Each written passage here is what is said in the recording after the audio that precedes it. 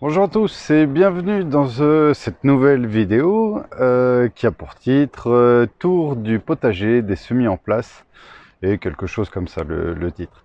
Donc nous allons faire le tour comme ça, on va pouvoir, ce que je fais aussi, comparer un petit peu où on en est en ce qui concerne les tomates et toutes les semis en fonction des régions et puis pour voir si on a un petit peu de retard, si on est dans les temps. Je vous avoue que c'est pas foufou, on a une avant-saison qui est pas folle, comme un peu partout en France. On fait ce qu'on peut et on avance. Et avant de commencer, n'oublie pas, si cette vidéo te plaît ou t'a plu, à mettre un petit abonnement, un petit like et n'oubliez pas la notification pour être au courant des prochaines vidéos qui sortent. À tout de suite. Alors ça nous donne quoi cette affaire? Donc on va faire une petite vue d'ensemble. Une petite vue d'ensemble. Et puis les derniers semis qui sont ici. Donc, une fois n'est pas coutume, on va commencer, non pas par les tomates, mais par les œillets d'Inde. Ça, ce sont des œillets d'Inde qui peuvent monter jusqu'à 1 mètre, que je fais chaque année, qui sont des double wheel, qui sont buissonnants, qui ont une très forte odeur. C'est des semences paysannes, en fait, ce sont mes graines que je récolte chaque année et qui produisent très très bien. Les graines sont assez rigolotes, elles sont bicolores, noires et blanches comme des petites aiguilles. Le taux de germination est vraiment très très bon, c'est très facile à faire et j'en ai fait un bon paquet parce que j'en mets au début de chaque planche et puis j'aime bien pouvoir en donner aussi de temps en temps. Ensuite, pour ces tomates, donc on va avoir de la cornue andine, de l'andine cornue, pardon. Donc, je vais essayer d'en prendre une jolie. Elles sont pas... on est sur une quinzaine, un peu moins... Ouais, non, on est sur une vingtaine de centimètres. Je regardais comparé à l'an dernier, il y a clairement un petit peu de retard. Après l'an dernier, on avait une saison, le printemps quasiment au mois de mars. Donc voilà, ce sont des tomates qui vont être très bonnes pour la salade, qui vont avoir des petites formes un peu comme du poivron, originaire d'Amérique du Sud évidemment. Et donc voilà pour celle-ci. Andine cornue, donc il y a 4 bacs. Ça aussi, ce sont mes semences paysannes. Ce sont les Noires from Tula. C'est un peu comme de la noire de Crimée. C'est une très bonne tomate, un tronc très très trapu, légèrement violacé sur la base, qui est signe de bonne santé. Elles avaient commencé à tiger, à filer, si vous préférez. Et puis, j'ai réussi à les récupérer en les mettant dans la serre. Je les ai pas protégées, elles ont pris du 1 degré, du 2 degrés. On n'a pas eu de gelée, on a surtout eu du mauvais temps. Elles font ce qu'elles peuvent. On n'est pas sur des gros calibres, mais elles sont quand même en bonne santé. Donc, ça me va, quoi. Et puis on va espérer quand même un petit peu de beau temps. Je dis ça alors qu'il pleut et que dehors c'est un gros vent.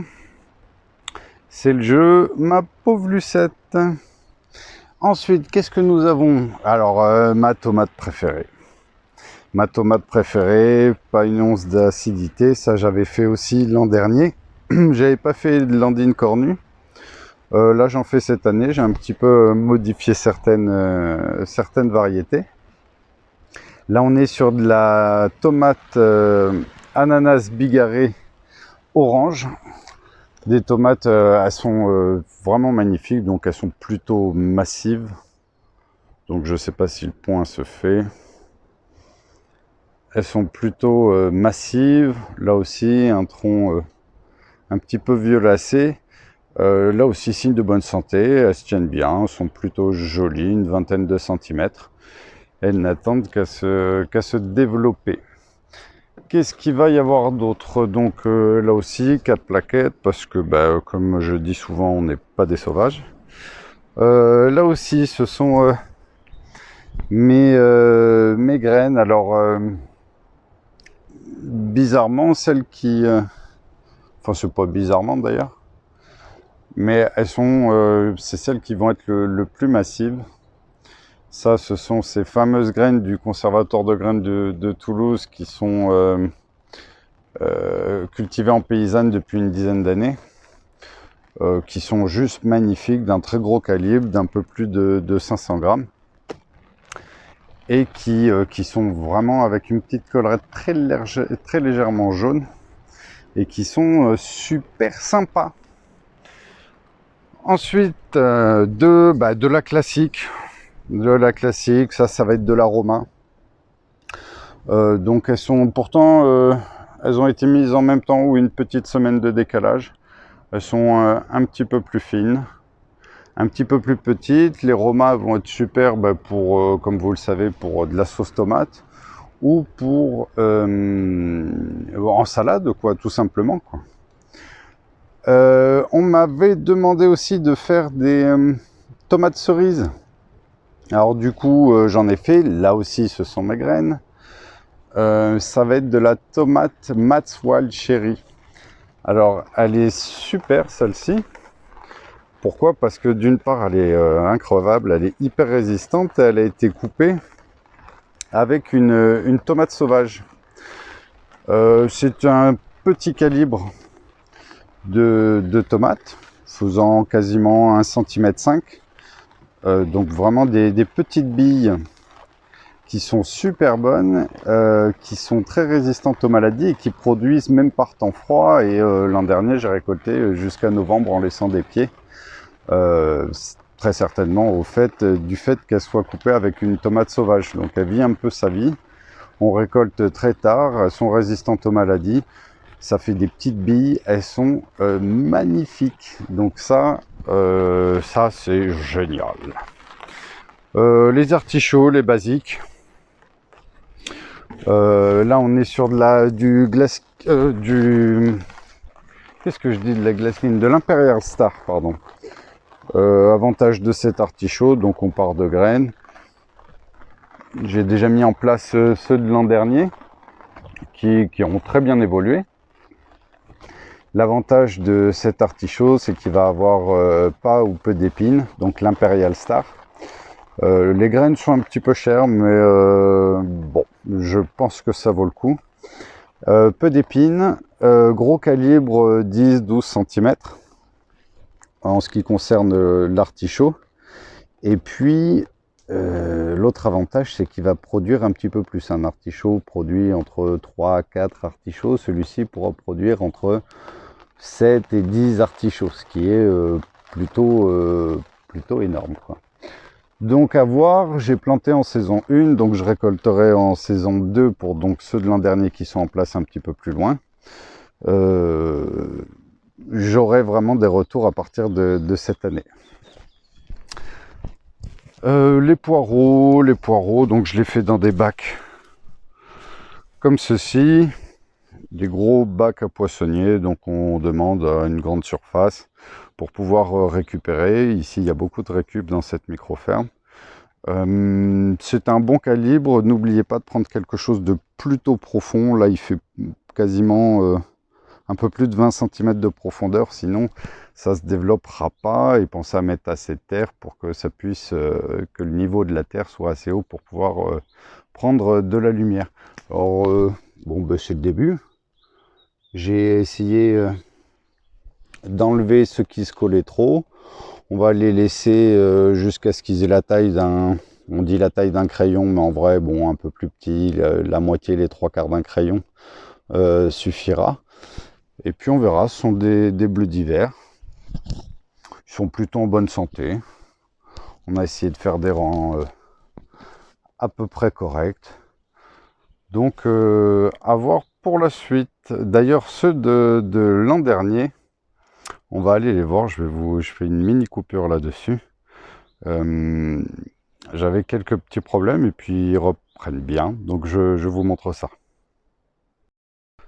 Petite coupure poireaux. Donc mes poireaux évoluent absolument pas l'an dernier. Ils ont été mis au mois de octobre de mémoire. Même s'ils étaient arrosés, même s'il avait fait chaud. Non, je les ai mis avant octobre, je dis n'importe quoi. Ils évoluent assez peu. J'incriminais le fait d'être sous les arbres et que ça puisse manger beaucoup de nutriments. J'ai eu pas mal de conseils en m'expliquant qu'il y avait pas mal de captation d'eau et d'énergie. Malgré tout, j'ai essayé de comprendre parce que je vois pas de carence quoi. En fin de compte sur ces poireaux, ils sont plutôt même en bonne santé, plutôt verdoyants. J'ai fait une première coupe de feuilles pour pouvoir avoir un fût, en tout cas un fût un peu plus important. Ils sont bien repartis, ils ont regrossi d'un bon tiers. Et puis du coup, je leur ai fait une deuxième taille. Et ils ont adoré. Je me retrouve avec des poireaux qui sont, on va dire, très convenables. Normalement, on devrait être en période de récolte, puisque c'est à peu près 6-7 mois après. Je les trouve encore un peu trop fins, donc je les laisse en terre. Je les ai rebutés. Je les ai coupés un petit peu les feuilles, toujours pour forcer un petit peu le fût. Mais malgré tout, je pensais que c'était dû aux arbres qui grossissaient pas. Et en fin de compte, bref, je vois pas de carence. Ils sont plutôt beaux. Ils continuent de grossir. Donc je vais leur fiche la paix. Et puis les laisser. Et puis on verra bien. Voilà, ça c'était la petite parenthèse poireau. Continuons le tour avec cette magnifique rhubarbe Glaskin, donc une des rhubarbes les plus sucrées, un quart de rouge, plus elles sont rouges, plus elles sont sucrées. Là aussi, j'en avais travaillé l'an dernier, récolte comme les artichauts saison 2. Ça a l'air d'être une super rhubarbe. Plein de confitures en vue, avec le pommier qui est blindé de fleurs et qui va être très productif cette année, en fait, un des pommiers. Ça, ce sera à voir, mais j'ai plutôt confiance dans cette rhubarbe. D'ailleurs, après la parenthèse poireau, on va tenter une parenthèse rhubarbe. À tout de suite. Bon, il pleut, il y a du vent, c'est magnifique. En direct de Nagano. Non. Bon, les rhubarbes, ben, elles sont toutes reparties. J'en ai fait un peu plus d'une vingtaine, 20 ou 25. Donc on paille pendant l'hiver. On coupe le reste des feuilles de fin de saison qui sont inutiles. On paille pour l'hiver. Et normalement, si tout se passe bien, tout repart l'année prochaine. Donc j'ai désherbé, j'ai aéré avec ce magnifique outil qui est la grelinette. Et puis après, on va repailler avec herbe, de la tonte et puis de la paille. Donc elles sont vraiment bien. Et puis j'ai hâte de les goûter, je vous cache pas. J'ai fait donc du mi-ombre sous les arbres qui sont pas mal. Et finalement, je m'aperçois que celles qui sont le plus développées, c'est celles qui sont quasiment le plus à l'ombre, ici. Et ici, donc elles sont bien reparties. On a toujours un peu d'appréhension une fois qu'on les taille, qu'elles passent l'hiver et qu'elles puissent regiter l'année d'après. Donc là, avec une chaude de mémoire 23 rhubarbes, je crois qu'on aura quelque chose d'intéressant en ce qui concerne les confitures. Bon, la grosse déception, c'est pour les poivrons et les aubergines qui n'ont pas aimé clairement l'avant-saison, manque de chaleur, manque de lumière. Elles sont absolument minuscules. Rassurez-moi dans les commentaires et dites-moi que pour vous c'est un peu pareil, ça me rassurerait. Je les lance à peu près toujours à la même période. aux alentours du 10 février. Ça peut être entre le 5 et le 15 février grand max. C'est pas bon du tout, du tout, du tout. Beaucoup trop de retard. Là, on est sur des piments extrêmes habanero. J'aime beaucoup ce qui est pimenté. Je crois qu'on est à 400 000 Scoville. Ce sont des piments très très forts pour la cuisine, des préparations. C'est super. Alors, je sais pas si vous les voyez. Il faudrait peut-être un microscope. C'est n'importe quoi. Celles-ci, je les ai refaites parce que ça, ce sont des aubergines monstrueuses de New York. Je les ai refaites parce qu'elles sont fantastiques. C'est des calibres vraiment très gros. Si vous souhaitez vous renseigner sur le net, monstrueuses de New York, elles sont assez faciles à cultiver. On est sur des aubergines qui font entre un ballon de hand et un ballon de basket. Gros avantage si on veut les farcir, faire des préparations, faire des caviars d'aubergine. L'an dernier, j'avais fait de la barbantane. J'en avais fait je fais beaucoup de bocaux. Je passais mon temps elles étaient tellement, même si elles sont d'un calibre correct, les barbantanes, le fait d'avoir un gros calibre pour de la cuisine, ben, ça permet de gagner énormément de temps, et en termes gustatifs, elles sont vraiment tip top et en plus originales. Donc ça, c'est super. Même si là aussi, elles ont du retard, elles se développent, mais tout doucement. Ça, c'est poivron jaune Calwander Gold, c'est des poivrons à 4 lobes. Magnifique, esthétiquement magnifique, chair épaisse, peau fine. Donc ça, c'était très bien. Qu'est-ce que j'ai fait? Du Corno di Toro Rosso.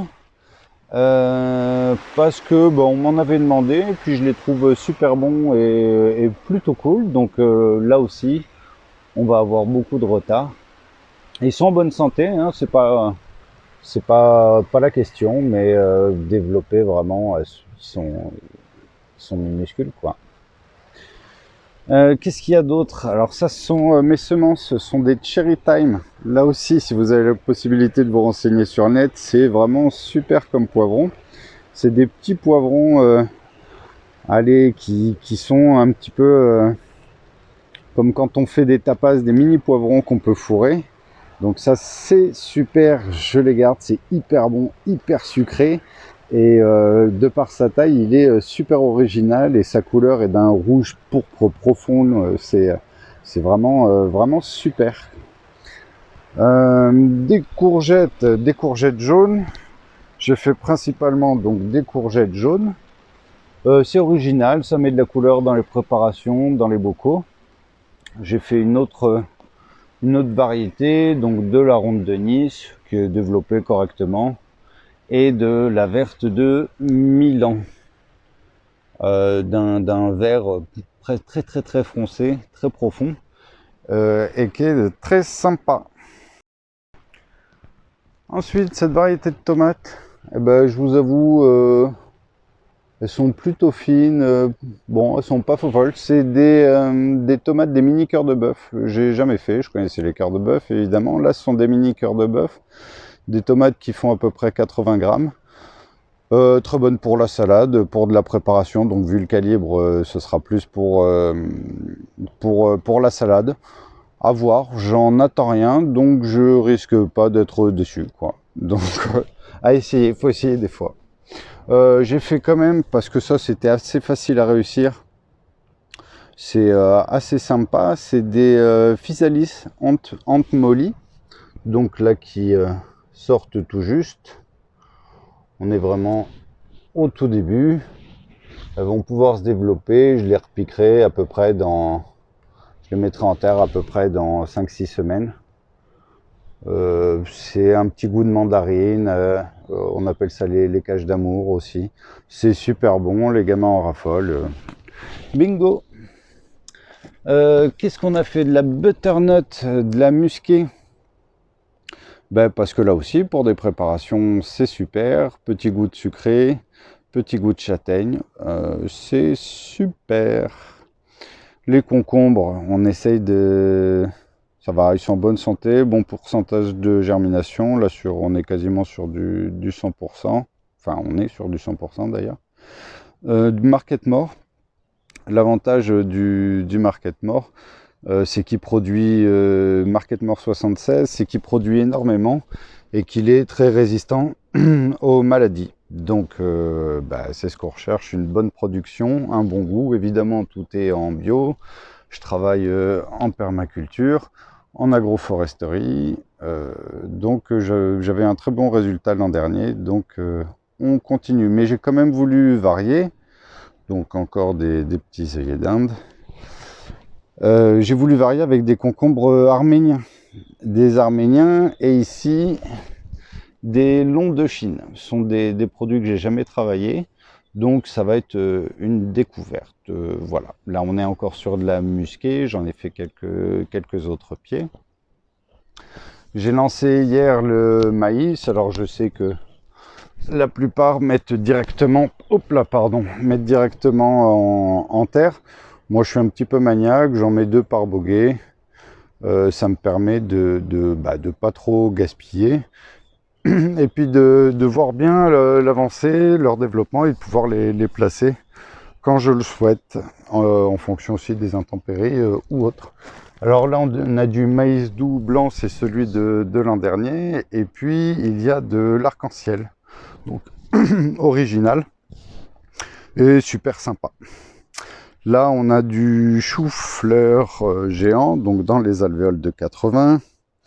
Si vous voulez savoir où trouver gratuitement toutes ces alvéoles, il y a une vidéo pour ça. Comment trouver tout son matériel pour ces semis. Ça, c'est des tournesols. Tournesols géants de Mongolie. Alors, on est sur des fleurs atteignant quasiment 50 cm. Et qui peuvent aller jusqu'à un peu plus de 4 mètres, 5 mètres de haut. Donc, à voir, je vais en mettre un petit peu partout. C'est très bien, ça ramène les oiseaux qui vont aussi m'aider à ne pas traiter le jardin et à manger les chenilles ou autres qui peuvent être gênantes au potager. Et en plus, c'est juste magnifique d'avoir des fleurs comme ceci.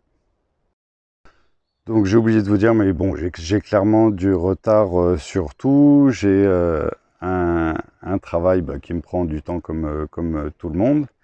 Et quand même une belle surface ici à travailler avec pas mal de semis. C'est compliqué de tout faire bien, donc j'ai clairement du retard par rapport à l'an dernier.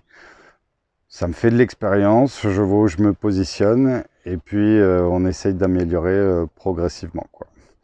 Donc là, on est sur de la betterave, de la crapaudine. Vraiment une grande classique, la crapaudine. Je les ai semés il y a un peu moins d'une semaine et demie. Ça commence à sortir. L'an dernier, j'avais fait directement en pleine terre. Mais ça m'avait obligé à beaucoup de désherbage. Et puis en plus, vu que c'était le printemps, tout germé, il fallait différencier entre les betteraves, les mauvaises herbes. C'était un petit peu compliqué. Ça m'avait demandé pas mal de boulot. Donc du coup, cette année, autre méthode. Et puis je me ferai mon opinion.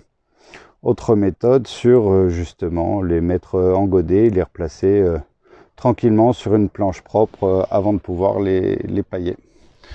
Donc là toujours nos courgettes jaunes. Celles-ci sont de chez Sainte-Marthe. Je travaille principalement avec Sainte-Marthe et Cocopelli. Pour certaines fleurs, je peux utiliser Leader Price. J'ai essayé ça, par exemple. Bon, taux de germination qui était pas foufou. Enfin bon. Qu'est-ce que de la Sugar Baby? Donc ça a été semé. Donc ça, c'est les semis qui sont à faire bientôt ou qui ont été faits il y a très peu de temps. Sugar Baby, pastèque très sucrée, petit calibre, peau plutôt noire, avec assez peu de pépins. Vraiment une grande classique de la pastèque. Si on s'en occupe ici, ça peut venir. J'en ai mangé quelques-unes l'an dernier. Donc là, on est vraiment sur le tout début. Le tout début. J'ai fait un peu de thym d'hiver. C'est la première fois que je fais. Je vais voir. Je n'ai pas d'historique quant au thym d'hiver. Là, on va être sur des rouges vifs des tempes. Là aussi, ça commence à sortir. C'est vraiment le tout début. Donc ça, c'est ce qu'il y a potentiellement à faire si vous le souhaitez. Butternut musqué. J'en ai refait aussi. Là, on va être sur... Je sais même pas ce que c'est. Qu'est-ce que c'est? On va être sur des pâtissons orange pépo qui ne vont pas être courants mais qui vont être buissonnants, pardon. Et là, je m'aperçois que ça commence à sortir. On est vraiment au tout début. Donc les pâtissons, super, avec un petit beurre à l'ail, pas trop cuit pour qu'il reste croquant, de grande envergure. Melon rouge de Cavaillon qui commence tout juste à sortir gentiment. Là, on va être sur des melons ananas à chair rouge, or qui sont qui commencent à sortir. J'en vois un, j'en vois deux. Donc je fais différentes variétés de melons.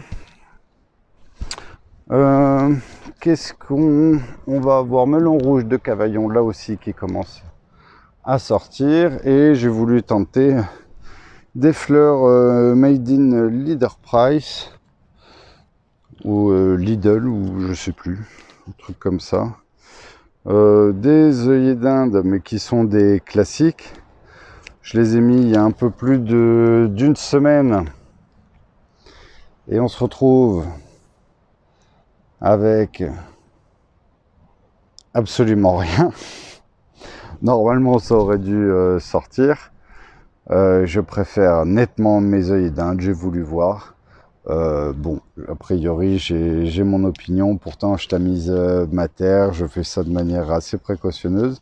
Bizarrement, j'ai fait une autre variété qui est une Alice odorante tapis des neiges. Donc ça, c'est quelque chose d'assez couvrant, assez sympa. Où là, par contre, j'ai eu un bon taux de germination et une bonne levée. Donc, bon, voilà. Malivèche. À mon avis, mes graines étaient trop vieilles. Pourtant, elles avaient 3 ans. Entre 2 et 3 ans, qui n'est pas non plus abusé pour des graines. Je les ai tentées 2 fois. Rien n'est sorti. Qu'est-ce qu'on a là? On a du romarin officinal. Ça, c'est ce que j'ai planté hier. Donc, bon, ça va prendre le temps tout doucement. Qu'est-ce que... Si, j'ai une ou deux autres choses. Bonjour les cabots. Échec total sur épinard butterfly. Alors je ne comprends pas, les graines sont plutôt récentes. Pareil, alvéole de 84, tamis. Pour le terreau, je me retrouve avec 2 pauvres petits plants d'épinards. Donc à mon avis, il n'y aura pas d'épinards pour cette année. Assez déçu. Donc du chou qu'il faut que je... du chou Goodman de chez Coco. Il faut que je m'en occupe, il faut que je trouve absolument le temps.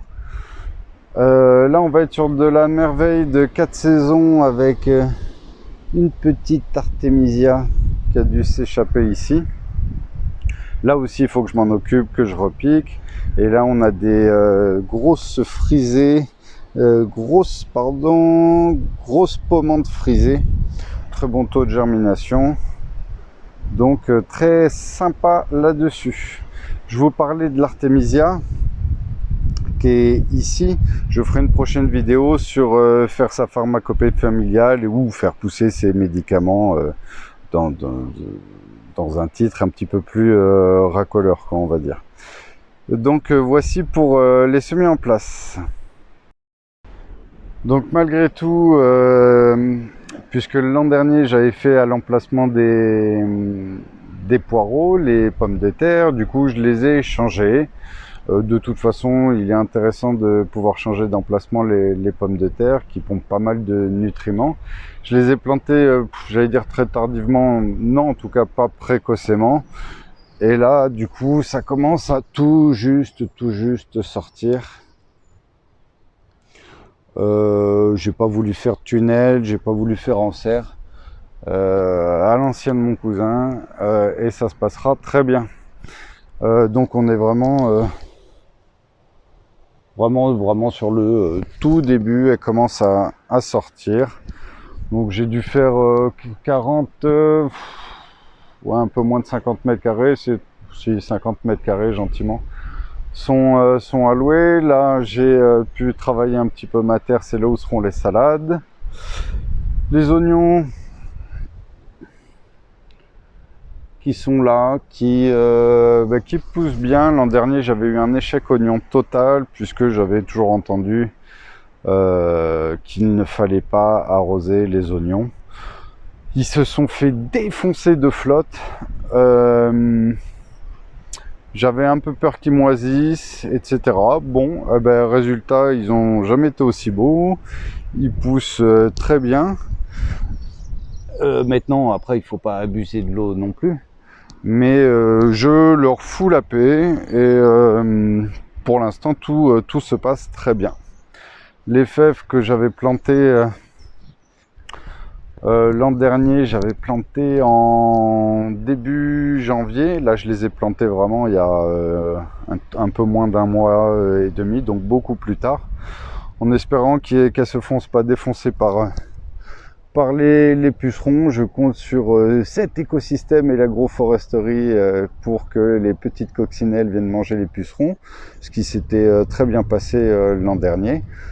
Après, donc beaucoup de retard par rapport à un gros manque de temps.